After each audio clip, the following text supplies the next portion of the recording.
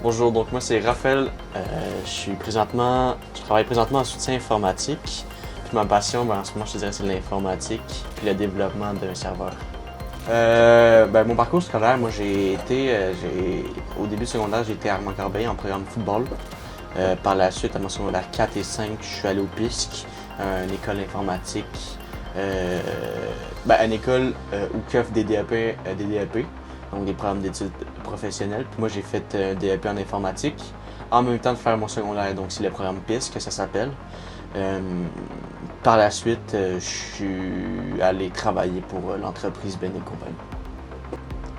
Ouais, bien sûr. Donc, mon serveur, c'est un serveur de jeu ouvert à tout le monde sur GTA V. Donc, c'est un serveur qui va être modé avec plusieurs différences du jeu. Dans le fond, c'est pas réellement le jeu, c'est vraiment à part. C'est sur une autre application totalement. Puis ça permet de modifier le jeu comme on veut. Puis par la suite, faire un vrai monde dans la vraie vie. C'est surtout du roleplay, là. C'est vraiment un monde roleplay. Les 3 moments les plus importants dans ma vie, je pense que déjà là, d'avoir fini le secondaire, d'avoir eu mon diplôme d'études secondaires, puis en même temps mon DEP informatique. Je pense que c'était quand même un bon moment dans ma vie pour le futur. Je pense aussi que j'aimerais aller dans une voie qui m'intéresse, trouver ma passion. Parce que l'informatique, le soutien informatique, le travail que je fais en ce moment, je pense que c'est pas ma passion. C'est quelque chose que j'aime. Mais je pense que vraiment trouver ma voie dans le futur, en informatique peut-être, je pense que ça serait aussi une grande étape de ma vie. Puis par la suite, peut-être fonder une famille aussi, ce serait une étape de ma vie.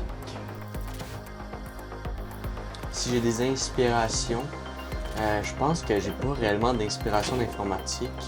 Je pense que les seules inspirations que j'ai, c'est peut-être les gens qui réussissent dans la vie avec des sites web. Il y a beaucoup de gens de nos jours qui font beaucoup d'argent en informatique.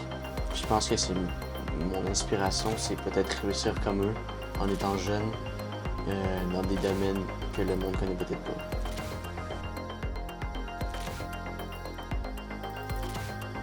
Je dirais que de nos jours avec l'intelligence artificielle, en fait c'est juste que ça augmente la rapidité à détruire nos protections.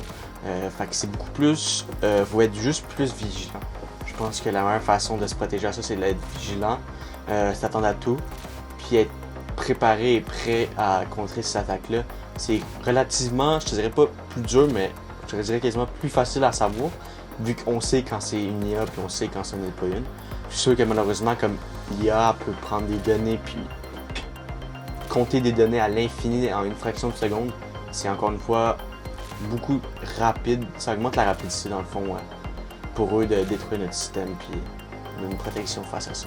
Fait qu'il faut juste être plus prêt puis comment ça. Au niveau de la cybersécurité, je te dirais que j'ai pas réellement d'enjeu. Je te dirais que moi, à l'enseignement que je travaille, ça me touche pas réellement. Mais qu'est-ce qui touche le plus à l'IA, malheureusement, c'est le coût de l'informatique qui a augmenté. On voit des pièces, par exemple pour construire un ordinateur, il n'y a pas longtemps, ça coûtait peut-être 1500 puis tu avais un ordinateur parfait. Maintenant, ça peut être triplé, c'est peut-être rendu 4000, voire plus, pour un ordinateur qui en valait 1000 il n'y a pas longtemps. On voit exemple les RAM, la mémoire vive de l'ordinateur qui est passée peut-être à 2000$ pour 64 Go de RAM. Avant, c'était peut-être 1000$, même moins que ça, fait que c'est vraiment rendu énorme les coûts. Peut-être l'enjeu qui me touche le plus au niveau de l'IA, c'est ça. La solution, c'est que maintenant, il n'y a comme pas une obligation, mais il y a un devoir de toutes les entreprises qui créent des pièces informatiques, de ne pas les revendre aux entreprises qui font de l'IA, mais plus prendre une partie des ventes, une partie de qu'est-ce qu'ils produisent et qui sont obligés d'aller aux personnes qui achètent les pièces et non aux entreprises. Mais exemple pour la compagnie, je ne me rappelle plus quelle compagnie, mais qui crée des RAM.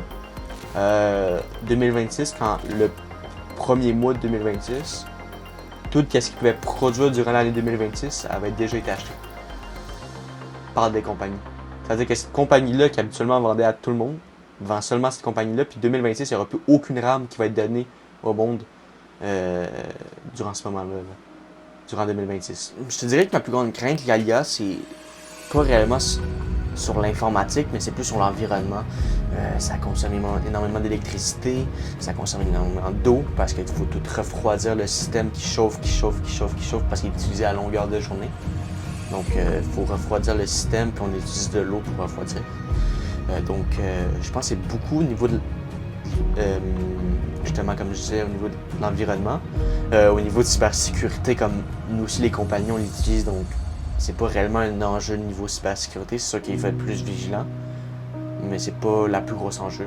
Je pense que c'est l'informatique, l'environnement. Qu'est-ce qui vous motive à continuer dans ce domaine? Qu'est-ce qui me motive à rester dans le domaine du soutien informatique, dans le domaine en ce moment que je travaille pour Ben & compagnie, c'est le fait d'apprendre davantage sur l'informatique, comment régler des problèmes, devenir meilleur à régler des problèmes. Je pense que c'est ce qui me motive. Par la suite, j'aimerais changer. Je pense que je suis pas réellement... C'est pas réellement une passion pour moi d'être dans le soutien informatique. Je pense qu'il y a d'autres branches que je vais beaucoup plus aimer.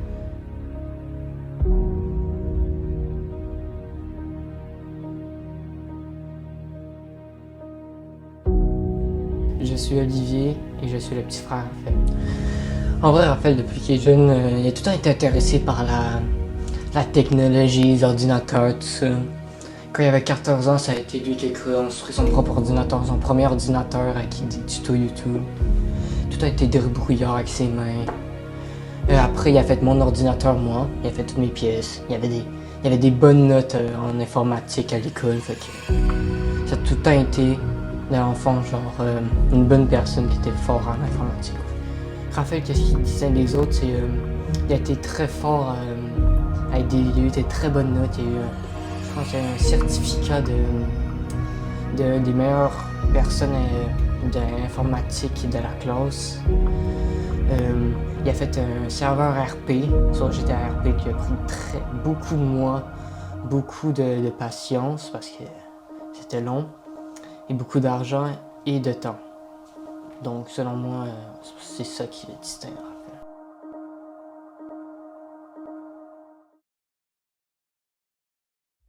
Tout le monde peut tirer dessus, mais toi, tu as graduellement un angle. Oui, bien sûr. En ce moment, on est dans l'établissement du CFP des Riverains.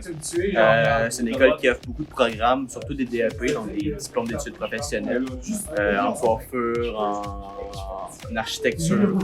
Fait que là, en ce moment, je suis avec des élèves dans une classe auquel on fait du e-sport. Donc, on propose du e-sport aux gens, aux élèves, puis s'ils ont envie, ben, ils s'inscrivent. En fait, ici, je coach. Donc, je coach tous les élèves qui sont inscrits dans le programme e-sport.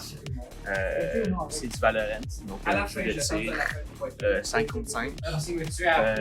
Je suis là ici pour rendre le jeu intéressant, améliorer les joueurs qui deviennent meilleurs, qui deviennent plus efficaces, qui apprennent le jeu, surtout parce qu'il y a des gens qui ne comprennent pas le jeu en ce moment. Alors, le fond, pourquoi je suis ici, c'est dans le fond parce que avant d'être coach, j'étais joueur. Fait que j'ai été coaché par un autre coach, bien évidemment. Puis j'ai joué aussi dans cette équipe-là. Fait que quand on m'a demandé, veux-tu être coach, là c'était un oui parce que j'aime avec les gens avec qui je travaillais, avec qui je jouais. Ça me permettait aussi de revenir et vivre cette ambiance-là, de s'amuser durant une journée.